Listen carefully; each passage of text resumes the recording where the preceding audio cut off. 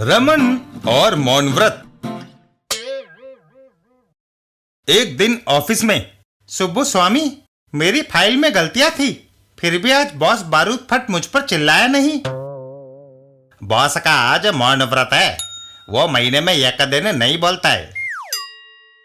अगर ये बात है तो क्यों ना मजाक किया जाए, मैं फाइल में मेंढक रख देता हूँ। जब बुड्ढा फाइल खोलेगा तो मेंढक उस पर फुदक पड़ेगा। बॉस का मौन व्रत है, वह मुझ पर चिल्ला नहीं सकता। कमाल है। रमन मेंढक को फाइल में रखकर बॉस के केबिन की ओर चल देता है। जाकर ये फाइल बॉस को देता हूँ। अबे मत कर। केबिन के अंदर रमन फाइल बॉस को देता है। फाइल खोलने पर ये तो गया काम से। रमन और बॉस।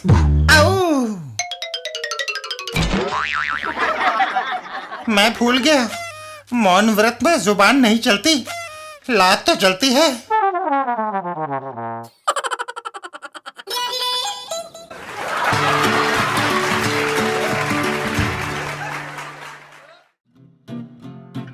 रखवाला रामा।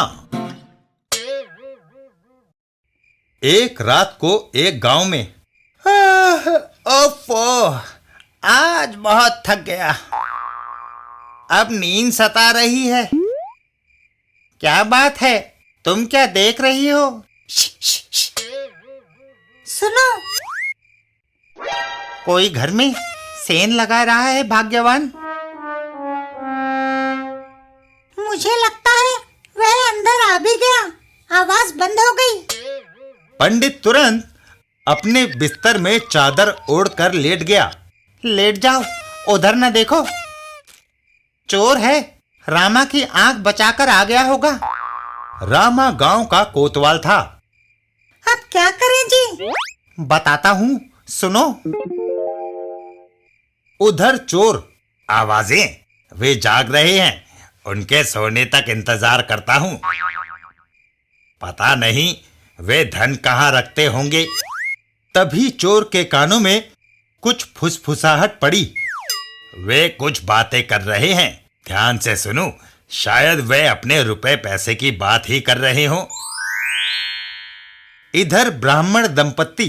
हम अपने बच्चे का क्या नाम रखेंगे जी? अगर बेटा हुआ तो उसे रामा कहेंगे। रामा? हाँ, नाम तो अच्छा है। जब वह घर में होगा तो मैं उसे हौले से पुकारूंगी, रामा रामा। और अगर वह आंगन में हुआ तो? तब जरा जोर से पुकारूंगी, रामा रामा। इधर चोर, काश ये लोग बकवास बंद करके अपने धन के बारे में बात करें, या फिर जल्दी से सो जाए। इधर पंडित जी लगातार बतिया रहे थे, लेकिन अगर मुन्ना ना घर में होगा ना आंगन में, बल्कि बाहर सड़क पर खेल रहा होगा तो? अरे तब तो मैं खूब जोर से चिल्लाऊंगी, रामा रामा। बाहर घूमते रामा ने वह आवाज सुनी। रामा। गांव का कोतवाल रामा उस घर की ओर दौड़ा जहां से उसका नाम पुकारा जा रहा था।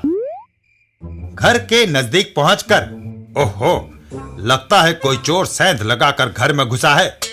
उसी छेद से कोतवाल भी घर के अंदर घुस गया। घर के अंदर, वाह, चलो उन्होंने अपनी बकबक बंद तो की, अब जल्दी ही वह सो जाएंगे। और पीछे से एक हाथ ने चोर को दबोच लिया। पकड़ लिया तुझे बदमाश। रामा है, उसने हमारी आवाज सुन ली। हमारी तरकीब काम कर गई, हम बच गए। इस प्रकार पति पत्नी बड़ी चतुराई से लुटने से बच गए और चोर पकड़ा गया।